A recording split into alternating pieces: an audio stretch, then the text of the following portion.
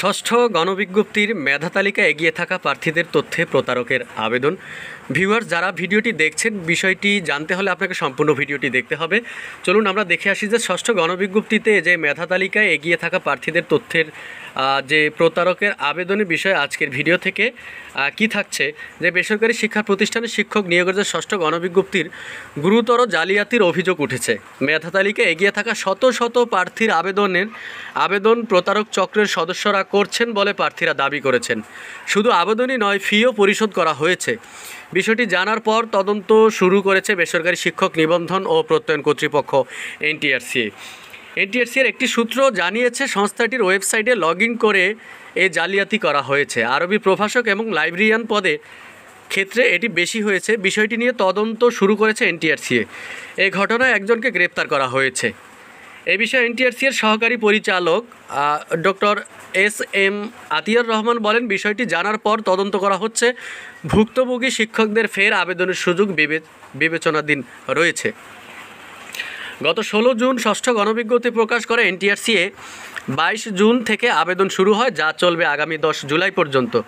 নিয়ম অনুযায়ী প্রার্থী নিজের রোল, ব্যাচ ও জন্ম তারিখ দিয়ে ওয়েবসাইটে প্রবেশ করে আবেদন করার কথা। তবে ভুক্তভোগীরা আবেদন করতে পারছে না।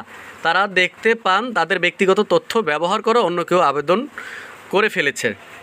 ভুক্তভোগী নিবন্ধনধারীরা জানিয়েছে, যাদের রোল, ব্যাচ এবং জন্ম তারিখ ব্যবহার করে আবেদন করা হয়েছে তাদের অধিকাংশই উচ্চ নম্বরধারী। তারা দেশের ভালো প্রতিষ্ঠানে চাকরির সুপারিশ পাবেন। মোহাম্মদ মিজানুর রহমান নামে এক ভুক্তভোগী বলেন, আমার তথ্য দিয়ে অন্য একজন আবেদন করে ফেলেছেন। আবেদনের সময় বাকি আছে আর 2 দিন। এখনও আবেদন করতে পারছি না, খুব দুশ্চিন্তায় রয়েছি। এই অনিয়মের সাথে এনটিআরসি এর যে লোকজন জড়িত থাকতে পারে, কেননা আমাদের ব্যক্তিগত তথ্য কেবল তাদের কাছেই সংরক্ষিত থাকে। এই তথ্য অন্যদের কাছে কিভাবে গেল সেটি খুঁজে বের করা দরকার। তো ভিউয়ার্স, আপনারা জানলেন যে এই ষষ্ঠ গণবিজ্ঞপ্তিতে 18তম শিক্ষক নিবন্ধন পরীক্ষা যারা উত্তীর্ণ হয়েছেন, তো তারা এই ষষ্ঠ গণবিজ্ঞপ্তিতে আবেদন করেন। বেশিরভাগ দেখা গেছে যে উচ্চ নম্বরধারী যারা আছেন তারা কিন্তু আবেদন করতে পারছে না। এর কারণ যে তাদের রোল নাম্বার এবং তাদের ব্যাচ, তাদের তথ্য সব কিছু দিয়েই কিন্তু একটা চক্র আবেদন করে ফেলেছে অন্য অন্য জায়গায়, কিংবা টাকা জমা দিয়েছে। এখন বড় বড় কিংবা ভালো ভালো প্রতিষ্ঠানগুলোতে তারা আবেদন, তাদের চাকরি হয়ে যাবে বলে হয়তোবা এই চক্র কাজটি করেছে। এখন তারা আবার তাদের রোল নাম্বার কিংবা ব্যাচ নাম্বার দিয়ে কিন্তু আবার আবেদন করতে যায়, কিন্তু তারা আবেদন করতে পারছে না।